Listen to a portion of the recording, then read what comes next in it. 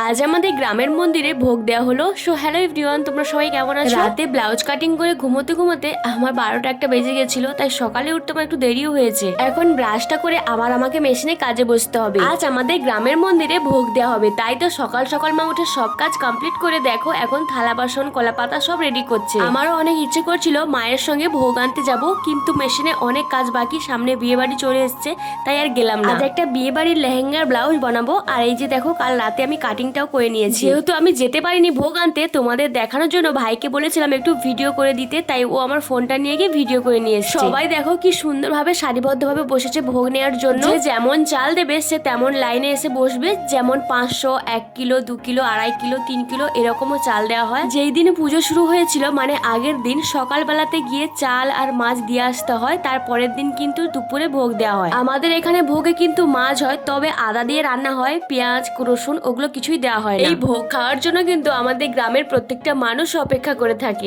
এক এক করে সবাইকে কিন্তু ভাত, মাছ, ডাল, তরকারি সব দিয়েছে। আর এখন দেখো ভোগ দেওয়া পুরো কমপ্লিট হয়ে গেছে। এই তো সবাই মিলে কি সুন্দরভাবে কেউ হাতে কেউ মাথায় করে ভোগ নিয়ে বাড়ি যাচ্ছে, এটাই কিন্তু অনেকটা আনন্দ। মেশিনে কাজ করতে করতে দেখি মা কিন্তু বাড়িতে ভোগ নিয়ে চলে এসছে, তাই তাড়াহুড়ো করে মার কাছে ছুটে গেলাম ভোগ খাওয়ার জন্য। ভোগের মধ্যে কি কি রান্না হয়েছে চলো তোমাদের একটু বলে দিই। আলু ভাজা হয়েছে, ডাল হয়েছে, শুক্তো, কুমড়োর তরকারি, মাছের ঝোল আর চাটনি। ভোগের কথা তোমাদের আর কি বলবো, প্রত্যেকটা তরকারি এত ভালো খেতে হয় কিছু বলার নেই। আজকের দিনটায় বাবার কিন্তু ডিউটি পড়ে গেছে, তাই চলে গেছে বাবার ডিউটিতে। এখন আমি, মা, বোন, ভাই 4 জনে মিলে ভোগ খাচ্ছি। তোমাদের কি এরকম গ্রামে পুজো হয়, ভোগ হয়? যদি হয় কমেন্টে কিন্তু জানিও।